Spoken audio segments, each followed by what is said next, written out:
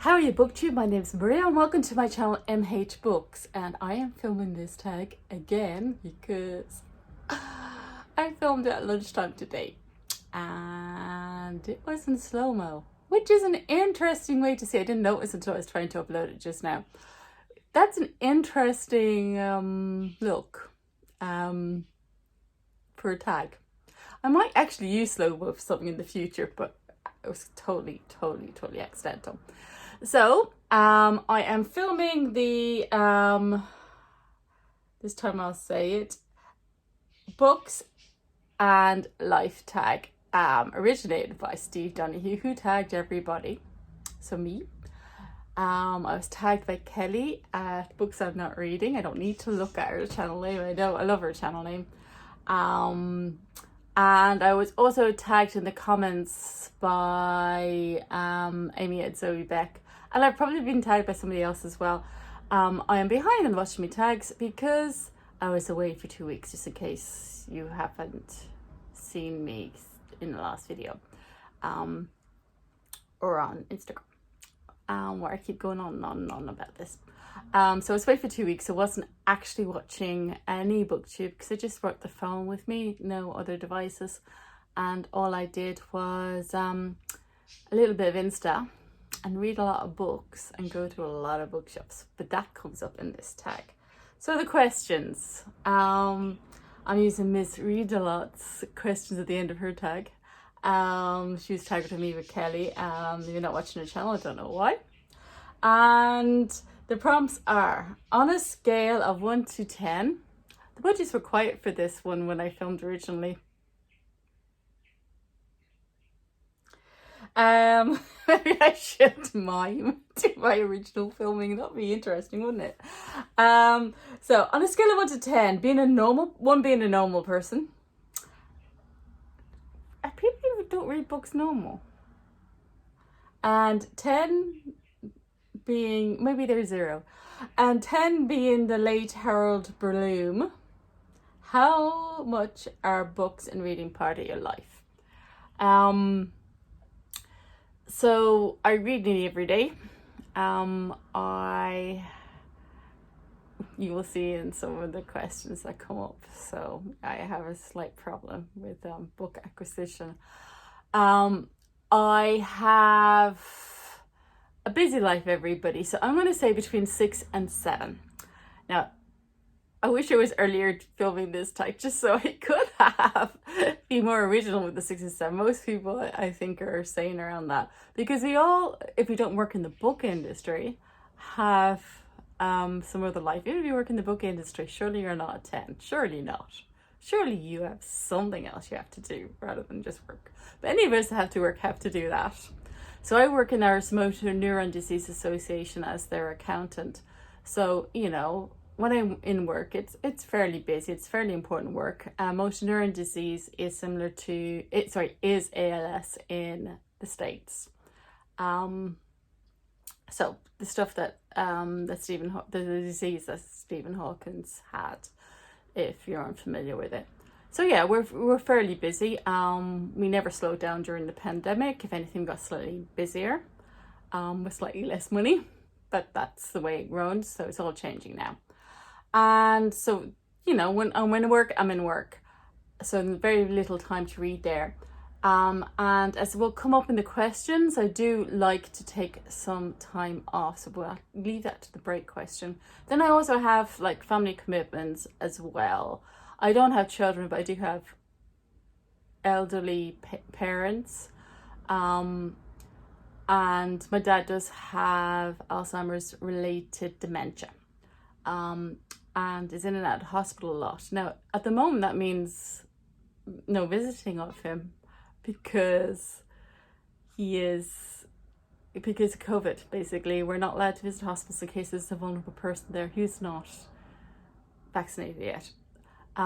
Whereas we are allowed to visit the nursing home. So, fortunately, at the moment, he's in the nursing home. But yeah, that can be busy at some periods in my life and then, you know, fairly normal at other periods. And yeah, so between 6 or 7. Where does, this is me looking at it, so I'm not ignoring you. So this is considered very rude when I was lecturing, to look down and things. Where does your personal library stand right now in relation to the rest of your life? Do you have more books now than you ever had? Fewer? How has your library changed? My personal library used to be practically nothing. I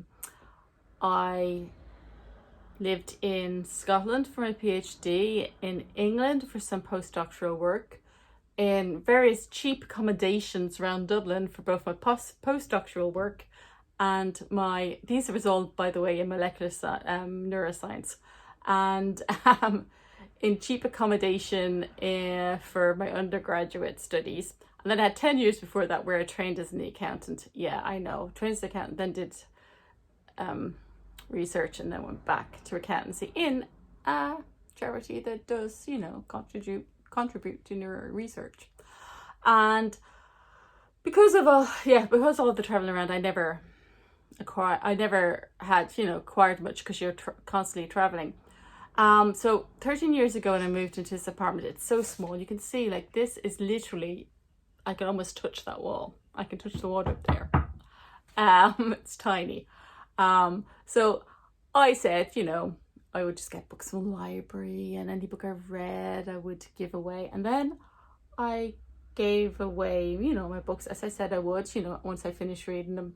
And I started to feel very sorry for myself, because there's one or two I wanted to reread, and then I couldn't get my hands on them because they were out of print or not available in the library or something like that, and I didn't want to buy them again. And there was a Stephen King book that's out of print completely, because he took it out of print purposely, because it was present during a school shooting, and it's about a school shooting. That I was really sorry I gave away. So I sort of may have slightly, just ever so slightly, made up for that. And now I'm kind of swamped with books. There's too many. We'll wait for the next question, shall we? Okay, so take a mental step back and ask yourself, what is the most likely the first bookish impression a newcomer would have in your home? My hallway is full of books, which are currently, because I'm having a capacity issue, and that's where I'm putting them, extremely untidy bookshelves with books now piled everywhere. I'm going to show footage of this. There's books in the middle. The books in the middle are the ones I'm going to unhaul. I can't unhaul at the moment because the charity shops are not taking the books, because they only opened a couple of months ago and they haven't got room yet. So I want to give them either to a charity shop or to a My Little Library thingy. Those free My Little Libraries don't exist very much in Ireland yet, but I found one that's just today that's close to the beach that I go to every week. So I just have to go next time on the beach and bring a few books there. So I might see, can I drop a couple in there?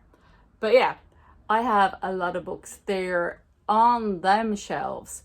There's a lot of horror and thrillers. Then there's all the newly acquired things, which would be historical fictions and literary fictions. All in a sort of a random order. Which is going to almost make me a liar when I come to one of the other questions in this tag. I filmed this before, so I know all the questions now. On average, how many books do you acquire in a given week? I've bought just over 150 books so far this year. I had to go and count this using Goodreads, and then just allowing a little bit extra for books that I already owned, so they wouldn't appear in that my Goodreads own TBR list. If you ever want to peruse that list, it's at the end of the show notes. And if you want to buddy read anything in that list to make me read them, I'm free from sometime in the autumn on, just so you know. And so that's about 5.3 a week, and I read just about 2 a week. So see my problem with the bookshelves in the small apartment. Slight problem. I have no problem with the amount.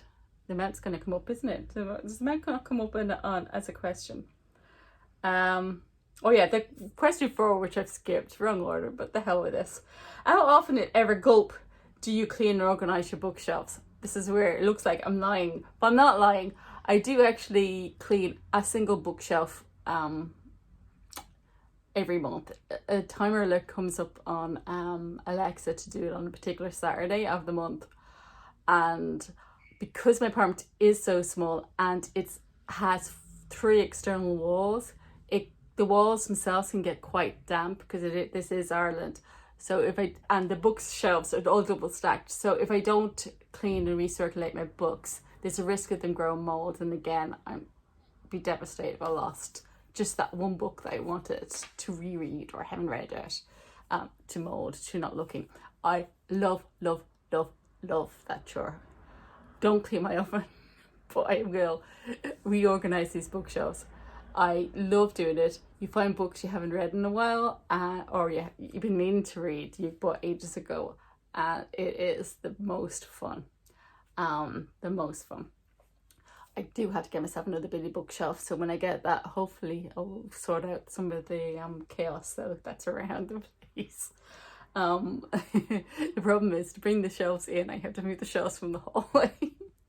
Because there's not a lot of space. And I had to move them.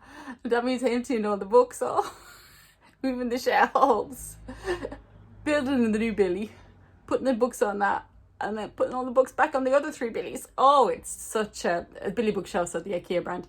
Such a chore. So that's what's been delaying me. I actually like baking the bookshelves themselves. So,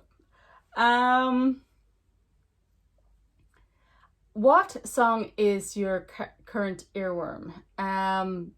I was just traveling with my sister. She is learning bass guitar, so it's actually one of her practice pieces. I think it's an original composition by her guitar teacher. So nobody would know it. But we was playing it when I was, she would be playing it in the evening and I'd be reading my book. And yeah, so it sort of got ingrained into my head and I can't get it out. I just can't get it out. Even down to if she's playing it incorrectly, the incorrectness, she may not be, by the way.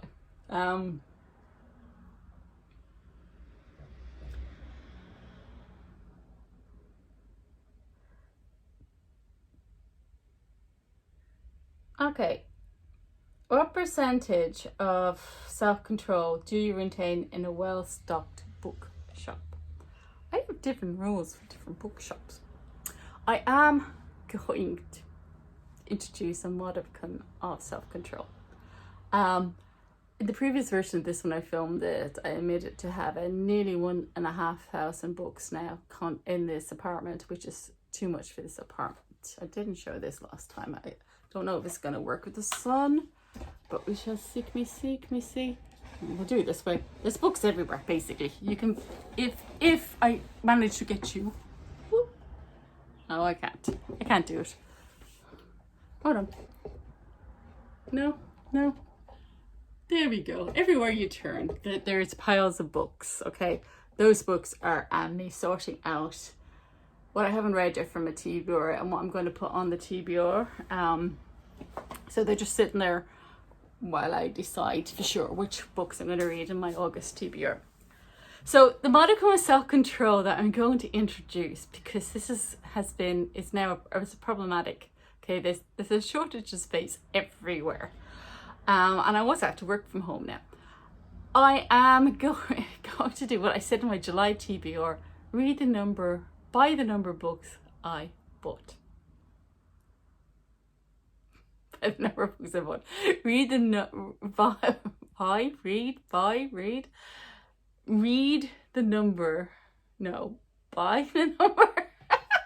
It is too sunny. Look at this sunshine. I'm supposed to be filming this now again. I am going to buy the number of books is like in August that I read in July. This is going to be the cap of my TBR. This still has a problem that my books will increase in that, say, I don't throw away many books because I like so many genres. And I tend to enjoy so many books.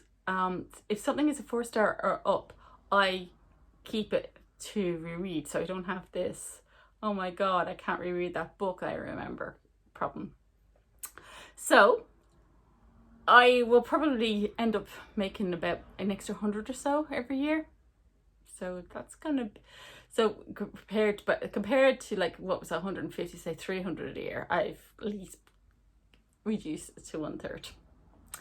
So at the moment, when I go into a bookshop though, I know approximately what I'm going to spend. I had absolutely no self-control while I was on holidays, and there's a massive, huge book haul of independent bookshops from the TBR coming to a channel near you. So all from the west coast of Ireland and loads of little independent bookshops. So I highly recommend that one, or just going to the bookshops when restrictions lift, because very few people watch this from Ireland, except for maybe Margot, who doesn't buy physical books. So okay. Do you ever feel the need to take a break from books? Yeah, so I left the answer to this from the first question. If so, what form does it take? I deliberately spend a few hours every weekend. It's nearly always at the beach. It can be raining at the beach, so don't envision hot country's version of the beach. Okay, it is a hot country at the moment, but normally it isn't. So it could just be walking along on a very rainy day in the beach, but I spend a few hours on the beach every weekend. This weekend I may not do it. I may actually be just going to Dublin Zoo instead. Going to the zoo. How about you? But normally it'd be a few hours at the beach, and I'll either, half the time would have like either my niece or nephew or sister with me. So it'd be kind of a social thing. So I would, taking a break from reading, taking a break from life. It's just a pure social interaction. Or I'm going on my own, and it's more of a mindfulness thing. So I may take a few pictures for Instagram, but then I just switch it off. No, I just put the phone away. I don't switch it off. And take the time. So that would be my major break from reading. I will also say mini breaks, what actually physically reading I have to take, because my eyesight is incredibly bad, and I just need to rest the eyes a little bit. But I don't think that's what we mean by a break. But I do read every day, so we'll still read that day, by the way.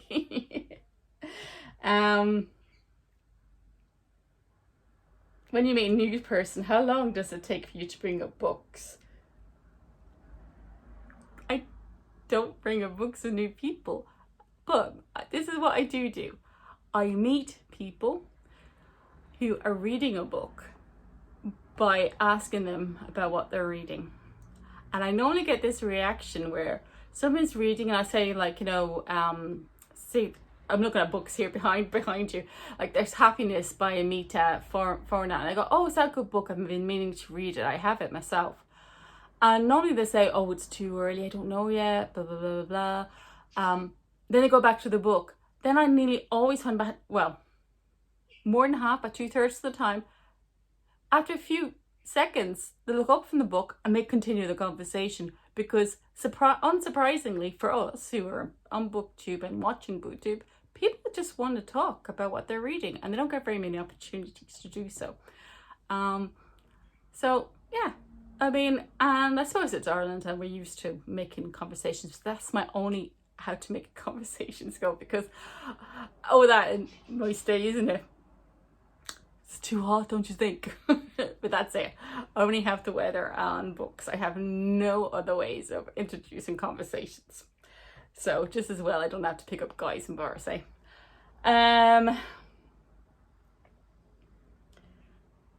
Have you given any thoughts, made any provision for your personal library after you croak?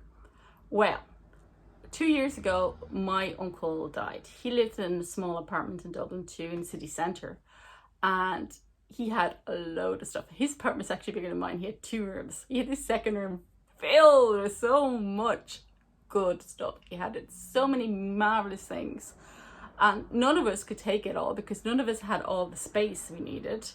And a lot of the stuff, the charity shops just took so much and then said, look, we can't take all this. You know, this apartment is a shop, you know, shop worth. And I kind of went, oh, at the time, oh shit, my books. This is going to happen one day for my books. Someone's going to have too many books. And no shop's going to take them because there's too many. Like, there's now 1,500. I think it's only 1,000 at the time. They're not going to take them. What am I going to do? Well, I'll be dead, but you know, it's going to be wasted. And then I remembered that some of my books are like the Stephen King book, which I've replaced, which have a value, an actual monetary value. And there are others, like some are vintage paperbacks, that people just want because they're 1970s, really good condition things. So I've made a list of just those kind of things that people want, and just like, please don't throw those ones away. Instructions on my little pack. I have a little death pack because I work with a terminal, with clients who have terminal illnesses. It's kind of part of the course that they got these packs, and they're really handy. Like, you put all your PIN numbers for your bank accounts and things like that. So people just, you know, after you die, people know where to find things. I know this set is very practical. I know it sounds morbid to some people, but you know, you hope you don't die soon, but you could be hit by that bus that we were always warned about as children. The bus would hit you and you wouldn't have changed your underwear. So okay, I think it's enough with that question. Are you known among your friends and loved ones for your weird and probably unhealthy relationship with books? Okay. When we were traveling with my family over the last 2 weeks, I kept insisting we go into bookshops. So it got to the stage where we were in the Hinch, which is a surfing town. So loads of surfing schools. It's beside the sea, obviously. So loads of surfing schools, so they'd be mad. We're mad in Ireland, but not that mad. And the hotel, we have to sit outside, which is the only reason I have a suntan, because you have to sit outside for everything at the moment. We're not allowed in because of COVID restrictions. And so we're sitting outside the hotel, and people were queuing outside the bookshop to get to the sitting outside area of this hotel. And I ordered the food. My sister said, "Will you go into that bookshop now, please, while the food is being delivered and being cooked and delivered, because we don't want to wait for you later." Because they got so sick of me insisting on going into bookshops. So yeah, I am known for my family and friends and things. Yeah. I will bring it up with friends. I won't go into a person I haven't met before, but we'll mention to friends all the time. But what I thought was funny was when I started my job a couple of years ago in the Irish Mountaineering Disease Association, it became very evident within a couple of weeks that my boss had seen my booktube channel. Because and then nobody else had, by the way. Because whenever a conversation went to books, it was like, "And Maria thinks." So that was funny. And anybody who deals with the post in any job I was in always knows that I have too many books, because they see them. They get delivered to work. I don't get them delivered home, so they always see them. So yeah, I get teased a lot by that. So yeah, yes, I am known as the weird book person. Oh, and that is the end of this tag. Sorry about changing the angle, but I feel like I'm falling off the screen. So whatever you're reading, I hope you're enjoying it. Thank you, Kelly, Amy Zobek, and that's Steve Person. I think his last name was Donahue, for the tags. And until next time, bye now.